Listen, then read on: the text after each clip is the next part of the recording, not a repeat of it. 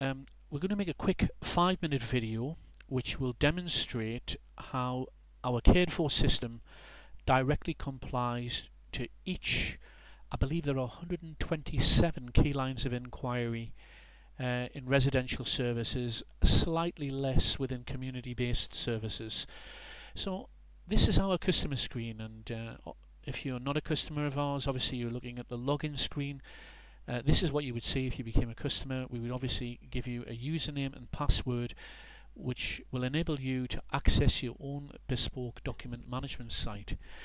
So this would be your own username and password, and we're going to quickly log in, and I'm going to just go to our first master system here as an example.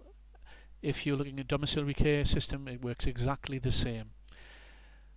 So here we are on our Bettal home screen, and we're in the navigator where we navigate around our documents. A very brief overview.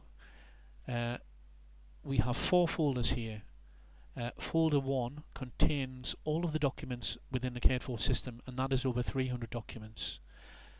We just collapse and expand by pressing this triangle, and you can see within folders 3 and 4 is our procedures and forms, and these are introductory documents here in 1 and 2. If I open up the procedures, then we drop down into subfolders, into sections, and then again into the actual Word documents. This happens to be our management arrangements section. But this is not the purpose of my video this afternoon. What I want to do is show you how our key lines of inquiry work, and the tool for that is in number 4. So we're out of 1 and we're going into folder 4. Now what you'll find as soon as we open this is those familiar 5 areas, the framework that the CQC come and inspect you by, which is safe, effective, caring, responsive and well led. Now what we've done is produced an overview table here of every single key line of inquiry, and when I open that, it'll open up down the left hand side. You will see where the key line of inquiry is within its respective section. For instance, we're in safe services here. We have this subsection here, which is how are people protected from bullying, harassment, avoidable harm and abuse that may breach their human rights. So all of the key lines of inquiry are down this left hand side here. I'm not going to scroll through the whole of this document. There are 13 pages which takes you, as I believe, through 127 key lines of inquiry within this particular area. And obviously what we've done for each key line of inquiry is we've paired it up with what we thought was the relevant document that it was addressing. For instance, we're talking about abuse here. A little further down we're talking about managing risk. So first 2 documents are procedures, by the way, in our service delivery or SD section, safeguarding people from abuse.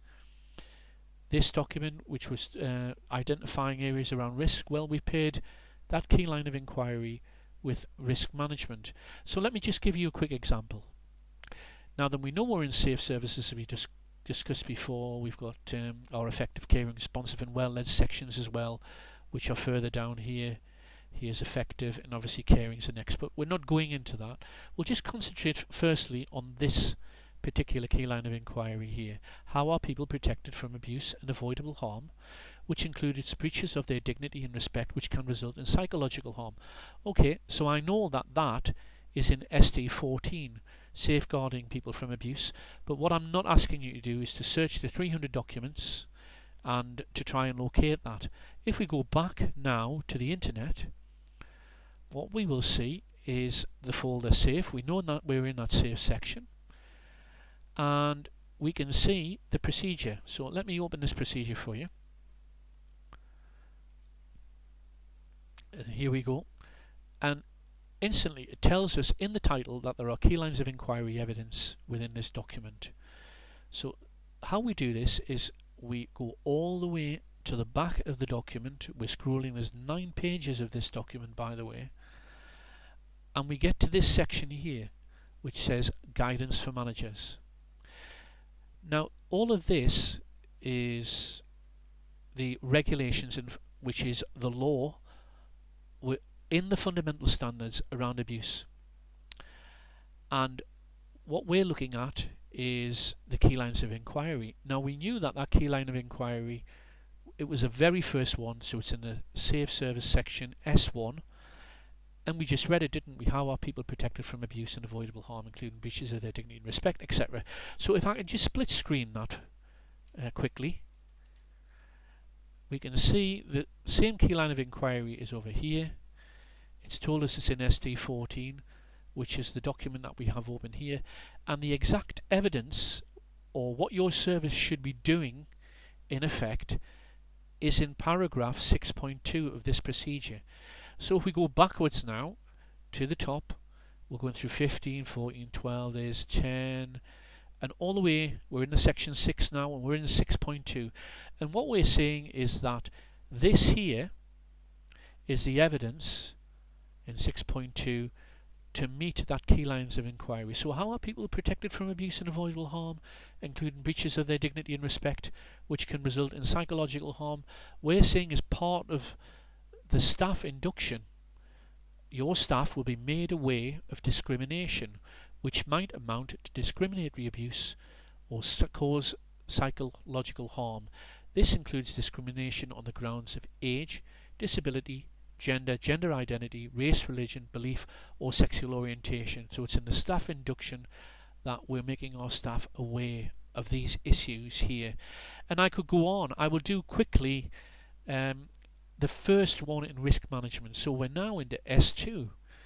How are risks to individuals and the service managed so that people are protected and their freedom is supported and respected? So that is the theme around these next key lines here. So I'm going to take this very first one, which is what arrangements are there for managing risk appropriately and to make sure that people are involved in decisions about any risks they may take.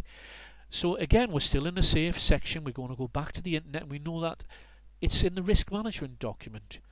So let me go back now and look for risk management document in our safe folder, which is here. I'm going to open that up. And again, instantly it tells us that we have key lines of inquiry within this procedure. We're going to scroll the same way we did the last time, all the way at the back. Again, we've got this guidance for managers. Again, this is the law or the fundamental standards around risk. And these are the key lines of inquiry here. And that is what we've just read, which is what arrangements are there for making risk appropriately and to make sure that people are involved in decisions about any risks they take. We're saying it's in paragraph 6.4 of this procedure. So if we go to 6.4, which is up here, and here we have the evidence of what your service should be doing around this key line of inquiry. Risk assessments should be person-centered and enable service users to be involved in decisions about the risks in the provision of their care, support and treatment. A risk assessment should take account of the service user's right to informed choice when having been informed of the risks involved. So there we are, two examples around how our key lines of inquiry tool works, which is here. And obviously the benefits of this are that I don't need to search through all of the documents and cared for.